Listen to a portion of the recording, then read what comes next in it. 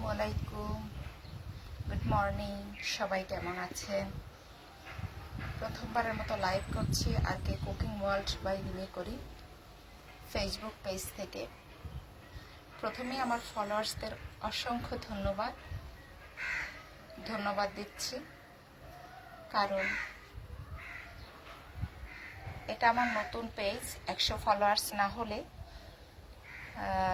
Live করা যায় না। তো কালকে সারাদিনের মধ্যে আলহামদুলিল্লাহ আমার 85 ফলোয়ার্স ছিল, অনেকগুলো ফলোয়ার্স হয়ে গেছে। অসংখ্য ধন্যবাদ। গুরুত্বপূর্ণ কিছু কথা নিয়ে আজকে লাইভে আসলাম। সেটা হচ্ছে, আমাদের একটু উদার হতে হবে। যারা আমরা কন্টেন্ট ক্রিয়েট করি, যারা সোশ্যাল মিডিয়ায় কাজ করি, তাদেরকে অবশ্যই একটু উদার মনা হতে হবে। যে দেখুন টাইম ফুলগুলো কি সুন্দর ফুটে আছে, মাশাআল্লাহ। তো যারা আমরা কন্টেন্ট ক্রিয়েট করি তাদের একটু উদার মনের হতে হবে। যাদের পেজে ফলোয়ার্স কম, ফলোয়ার্স গেইন করার উপায় হচ্ছে সামনে যত পেজ আসবে, কন্টেন্ট আসবে, ভালো ভালো গঠনমূলক কমেন্ট করতে হবে। তারপর হচ্ছে সামনে পেজ প্রোফাইল আসলে ফলো দিতে হবে। তারপর লাইক দিবেন। সামনে ফলোয়ার্স তাহলে অনেক গেইন হবে। প্রোফাইল অথবা পেজ খুব তাড়াতাড়ি গ্রোথ বাড়বে। তো এই কাজগুলো করলে আমি যেমন আমার সামনে আসে যেসব আমার এটা হচ্ছে আর কে কুকিং ওয়ার্ল্ড বাই রিমি করিম, এটা হচ্ছে একটা রান্না বিষয়ক পেজ। এটা সব ধরনের রান্না থাকে। তো সেই আমার রান্না বিষয়ক পোস্টগুলো সামনে আসে অন্যদের। তো সেইগুলো আমি লাইক করি, কমেন্ট করি। প্রোফাইল পেজ সামনে আসলে আমি সেগুলো ফলো দেই। তো আলহামদুলিল্লাহ আমি যেমন সবাইকে ফলো দেই, অবশ্যই ভালো রুচিসম্মত হতে হবে তাদের ফলো দেই। যারা উল্টাপাল্টা উগ্র মনের অধিকারী, আমার হচ্ছে গুড লাক বলা যায়, এই ধরনের পেজ আমার সামনে আসে না। তো সামনে যেগুলাই আসে সবগুলো আমি চেষ্টা করি ফলো দেওয়ার জন্য। আর সুন্দর সুন্দর রান্নার যে ভিডিওগুলো আসে সেগুলো আমি কমেন্ট করি। অনেক লোভনীয় খাবার সামনে আসে, ভালো লাগে, আমি সেগুলো কমেন্ট করি। তারপর হচ্ছে ফলো দেই। তো আপনারাও সেগুলো করবেন। শুধু যে সেক্টরে আছে, এটা যেমন রান্নার রিলেটেড পেজ, তো রান্নার ভিডিও যে আসলে সামনে দিবেন তা না, কিন্তু এটা সোশ্যাল মিডিয়ায় ভালো কোনো সংবাদ আসলে, প্রোফাইল অথবা যে কোনো সেক্টরের ভিডিও আসলে অবশ্যই আপনারা লাইক দিবেন, ফলো দিবেন আর কমেন্ট করবেন। তাহলে আপনার পেজ অথবা প্রোফাইলটা গ্রো হবে, অডিয়েন্স সংখ্যা বাড়বে। তো সবার সাথে একটু গুড রিলেশন রাখার চেষ্টা করবেন, তাহলে দেখবেন ইনশাল্লাহ হতাশ হতে হবে না। সৃষ্টির যে ধর্মের আছে, সৃষ্টিকর্তার উপর ভরসা রেখে একটু ধৈর্য নিয়ে সামনের দিকে এগোতে হবে, তাহলে দেখবেন একটা সময় ভালো কিছু করবেন। যাদের একমাত্র কন্টেন্ট ক্রিয়েশন হচ্ছে প্রফেশন করতে চান, সেক্ষেত্রে সময় দিতে হবে। অফিসে কাজ করলে যেমন 9টা 5টা অফিস করতে হয়, তো 9টা 5টা না করে এটা একদম স্বাধীন একটা পেশা। ধৈর্য সহকারে প্রতিদিন একটু সময় দিতে হবে। চেষ্টা করবেন একটা লাইভ করার জন্য। লাইভে কিন্তু ফলোয়ার্স গেইন হয়, সবার সাথে একটু কমিউনিকেট করা যায়। এটা একটা খুব ভালো একটা ওয়ে বলা যেতে পারে। আর হচ্ছে লাইভ, তাহলে কি হলো যে লাইভ করবেন পেজের অথবা প্রোফাইলের গ্রোথ বাড়ানোর জন্য।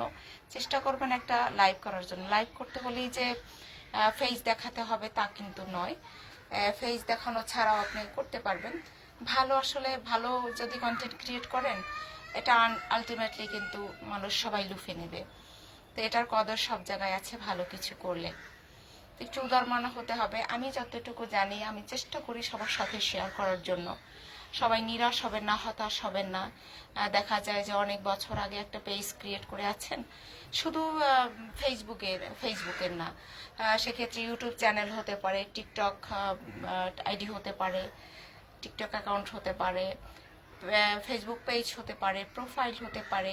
আপনারা চেষ্টা করবেন একটু লাইভ করার জন্য, আর গঠনমূলক কমেন্ট করবেন সামনে পেজ অথবা প্রোফাইল অথবা যে কোনো চ্যানেলের যদি ভিডিও সামনে আসে তো সবসময় ফলো দিবেন, ইউটিউব হলে সাবস্ক্রাইব করবেন। তো এভাবে আমাদের সামনের দিকে এগোতে হবে।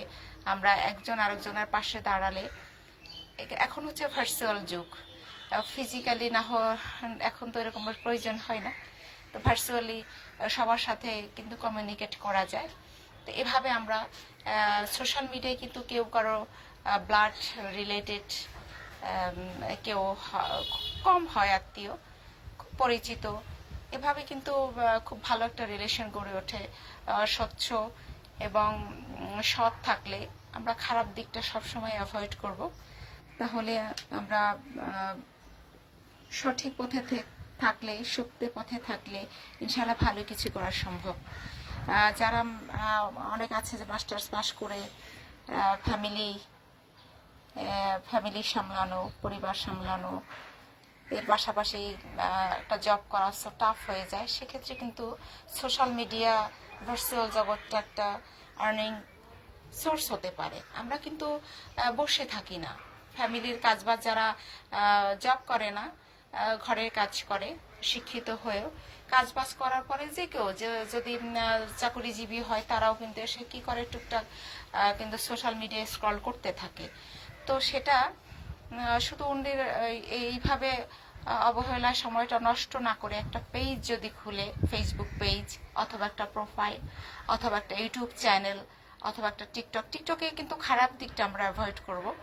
একটা টিকটকে চ্যানেল খুললে আলহামদুলিল্লাহ আর্নিং খুব সহজ ওয়ে একটা, কিন্তু আমরা অযথা সময় নষ্ট না করে অন্যের দেখা যায় যে একটা পেজ প্রোফাইল আছে, বাট অন্যের জিনিসগুলো, যে অপ্রয়োজনীয় জিনিসগুলো আমরা দেখলাম, সেগুলো দেখে সময়টা নষ্ট করলাম। নো, এটা করা যাবে না। আপনার নিজস্ব একটা পেজ অথবা প্রোফাইল অথবা একটা ইউটিউব চ্যানেল অথবা একটা টিকটক আইডি অথবা ইনস্টাগ্রাম, এগুলো